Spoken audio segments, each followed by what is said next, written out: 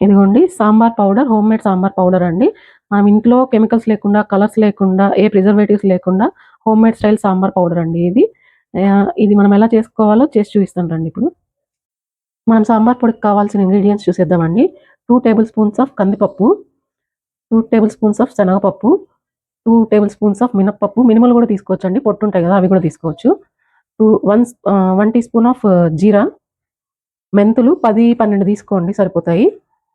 Rice 1 table spoon, మిరియాలు 1 table spoon, ధనియాలు 3 table spoons అండి, ఎండుమిర్చి, కరివేపాకు. ఇప్పుడు మనం విడివిడిగా ఇంగ్రీడియెంట్స్ అన్ని వేయించుకోవాలండి. స్లోగా వేయించుకోండి సిమ్‌లో పెట్టుకొని.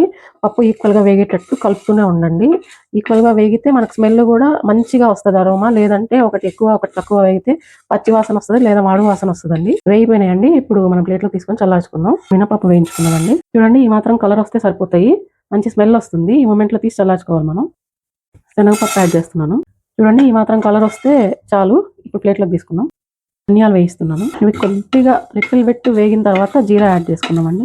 జీరా యాడ్ చేస్తున్నానండి. మనం ఇంట్లో చేసుకుంటే ఏ కెమికల్స్ కూడా యాడ్ చేయం కాబట్టి హెల్తీగా ఉంటుందండి. మనము కొద్దిగా టైం స్పేర్ చేసి ఒక హాఫ్ అన్ అవర్ కష్టపడితే మనం ఒక 1 మంత్ వరకు వాడుకోవచ్చండి ఇన్స్టెంట్‌గా. మిరియాలు వేస్తున్నానండి.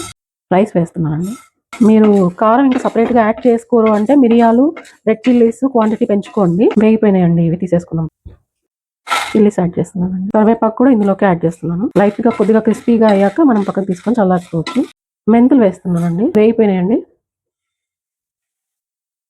ఇవన్నీ ఒక 5 మినిట్స్ చల్లారిన వెంటనే మనం గ్రైండ్ చేసుకోవచ్చు. ఆరిపోయినాయండి పప్పులు, మిర్చి అన్నీ.